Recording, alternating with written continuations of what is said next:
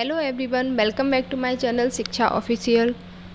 और मध्य प्रदेश के इतिहास के अंतर्गत हम लोग पढ़ रहे थे वैदिक काल को हम लोगों ने लास्ट वीडियो में कवर कर लिया था। आज हम लोग पढ़ेंगे मध्य प्रदेश में महाजनपद काल। वीडियो शुरू करने से पहले आप लोग चैनल को सब्सक्राइब कर दीजिए and press the bell icon, जिससे आपको सारी न्यू वीडियोज़ की नोटिफिकेशन मिलती रहे। चलिए शुरू करते हैं महाजनपद काल। इतिहास में कितने महाजनपद हुए? 16 महाजनपद थे। और इनके बारे में हमें कहाँ से पता चलता है? तो 16 महाजनपदों का वर्णन बौद्ध ग्रंथ अंगोत्तर निकाय से हमें पता चलता है और जैन ग्रंथ भगवती सूत्र से। और इनमें से हमारे मध्य प्रदेश में 2 महाजनपद थे, एक चेदी महाजनपद, दूसरा अवंती महाजनपद। चेदी महाजनपद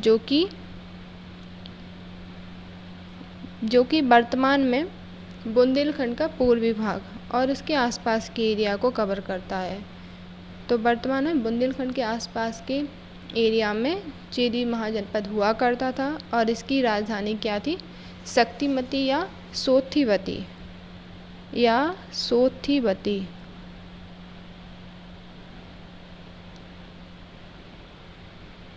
शक्तिमती मानी जाती थी इसको।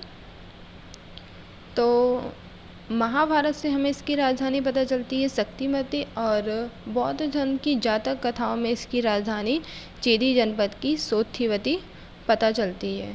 और यहाँ से यमुना नदी, चेदी से यमुना नदी बहती थी, प्रवाहित होती थी यमुना नदी।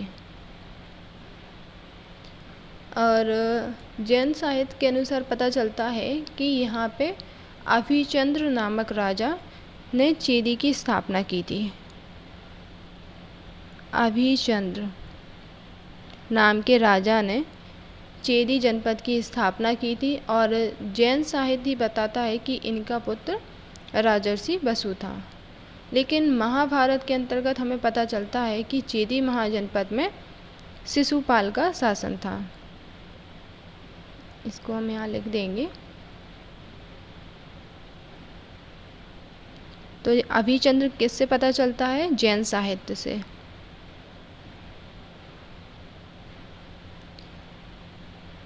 जैन साहित्य से पता चलता है कि इसकी चेदी जनपद की स्थापना अभिचंद्र नाम के राजा ने की थी। और महाभारत के अंतर्गत पता चलता है कि यहाँ का राजा शिशुपाल हुआ। कौन हुआ? शिशुपाल।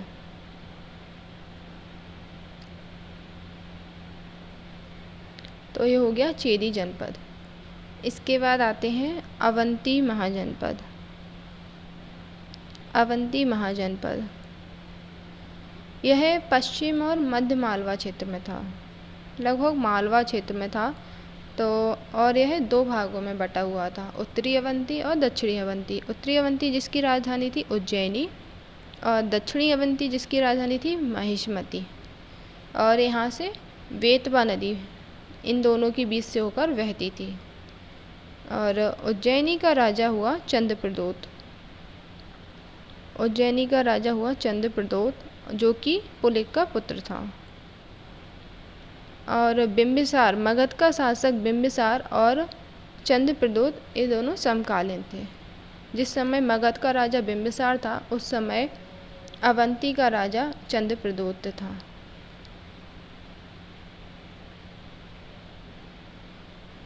और ये दोनों समकालीन थे। बिंबिसार के समय मगध राज्य के चंद्रप्रदोत के समय के संबंध मैत्रीपूर्ण थे। मतलब इन दोनों में मैत्रीपूर्ण संबंध थे, मगध में और अवंती में। और चंद्रप्रदोत को जब पांडु रोग हो गया था, तो उसके समय मगध के शासक बिंबिसार ने अपने राजवैद्य जीवक को इसके इलाज के लिए भेजा था। जीवक या चरक, इन्हीं को हम चरक नाम से भी जानते हैं। इसके बारे में कहाँ से पता चलता है? इनकी एक पुस्तक है, इनके राजवैद्य जीवक की चरक संहिता। इससे हमें इसके बारे में पता चलता है। इसके बाद है अजातशत्रु। बिंबिसार का पुत्र हुआ अजातशत्रु। बिंबिसार के बाद मगध का शासक हुआ अजातशत्रु, और अवंती, इन दोनों में द्वेष उत्पन्न होने लगा।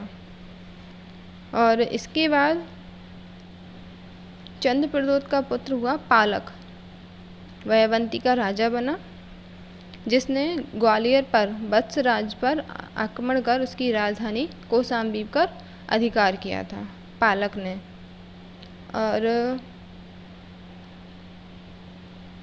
और उसके बाद उसने अपने पुत्र न्याकयूप को वहाँ का उपराजा बनाया। तो अवंती का शासक था चंद्रप्रद्योत, उसके बाद उसका पुत्र आया पालक, और पालक ने अपने ग्वालियर पर आक्रमण कर, वत्स पर आक्रमण कर कौशाम्बी पर अधिकार कर लिया और अपने पुत्र निशाकयूप को वहाँ का उपराजा बनाया। और प्रद्योत के समय यह अवंती बौद्ध धर्म का प्रमुख केंद्र था। और बौद्ध धर्म के अंतर्गत अवंती का नाम एक और मिलता है, क्या मिलता है? अच्युतगामी। बौद्ध धर्म के अंतर्गत अवंती का नाम क्या मिलता है? अच्युतगामी। तो बौद्धकालीन नाम पूछ लिया, जैसे कि अवंती का बौद्धकालीन नाम क्या था, तो अवंती का बौद्धकालीन नाम अच्युतगामी था।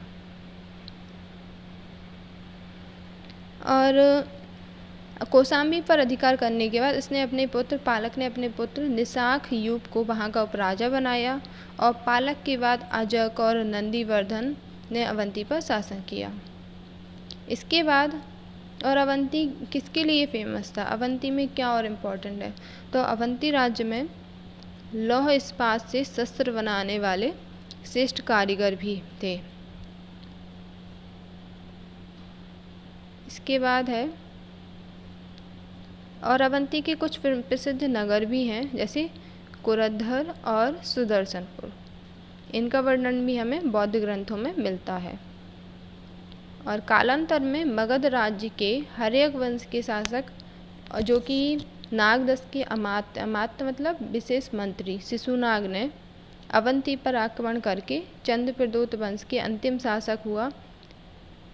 चंद्रप्रद्योत के वंश के अंतिम शासक हुआ नंदीवर्धन। उसको हर्यक वंश के नागदश के अमात्य शिशुनाग ने पराजित किया और अवंती को मगध में मिला लिया। तो अवंती को मगध में किसने मिलाया था? तो शिशुनाग ने। और इसके बाद मगध में शिशुनाग वंश की स्थापना की। शिशुनाग वंश की स्थापना की। और मगध की राजधानी वैशाली और गिरिव्रज थी। इसके समय मगध की राजधानी क्या थी? वैशाली या गिरिव्रज। और परंतु बाद में वैशाली को मुख्य केंद्र वैशाली को बनाया गया। इसके बाद शिशुनाग के वंश उसका कालाशोक पुत्र, शिशुनाग के बाद उसका पुत्र हुआ कालाशोक। वो मगध का शासक बना और उसने अपनी राजधानी स्थानांतरित की। उसने कहा कि वैशाली से पाटलिपुत्र। उसने अपनी राजधानी स्थानांतरित करके पाटलिपुत्र की। और इसके बाद शिशुनाग के बाद उसका पुत्र, ये तो वही हो गया, कालाशोक के समय क्या हुआ? इसके समय एक बहुत ही इम्पोर्टेंट पॉइंट हमें मिलता है, द्वितीय बौद्ध संगीति। तो द्वितीय बौद्ध संगीति किसके समय हुई थी? तो मगध के शासक कालाशोक के समय हुई थी। और इसका टाइम पीरियड क्या था? तो 383 BC ईसा पूर्व इसका टाइम पीरियड हमें मिलता है। तो कालाशोक के समय द्वितीय बौद्ध संगीति 383 ईसा पूर्व में हुई। और जिसमें क्या हुआ? बौद्ध धर्म 2 संप्रदायों में बट गया, स्थाविर और महासंदित। और कालाशोक की हत्या महापद्म नंद ने की। कालांतर में आगे आने पर फिर कालाशोक की हत्या महापद्म नंद द्वारा की जाती है, जिसके बाद फिर नंद वंश की स्थापना होती है। मगध में नंद वंश आते हैं। तो नंद वंश की स्थापना महापद्म नंद ने की। और नंद वंश जो कि शूद्र जाति से संबंधित था। और इस वंश के अंतिम शासक थे धनानंद। नंद वंश के अंतिम शासक थे धनानंद, जो कि सिकंदर के समकालीन थे। सिकंदर कब आया था भारत? सिकंदर आया था 326 ईसा पूर्व। तो नंद वंश का अंतिम शासक था धनानंद, जो कि सिकंदर के समकालीन था, और उसकी हत्या कर Chandragupta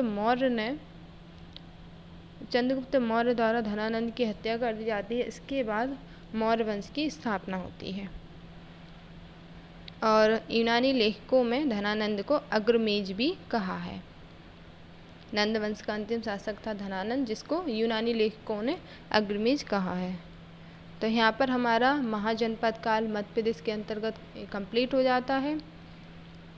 thank you for the watching and please subscribe my channel. And यदि आपने हमारी लास्ट वीडियोज़ नहीं देखी हैं तो उसकी लिंक आपको डिस्क्रिप्शन बॉक्स में मिल जाएगी। So thank you for watching.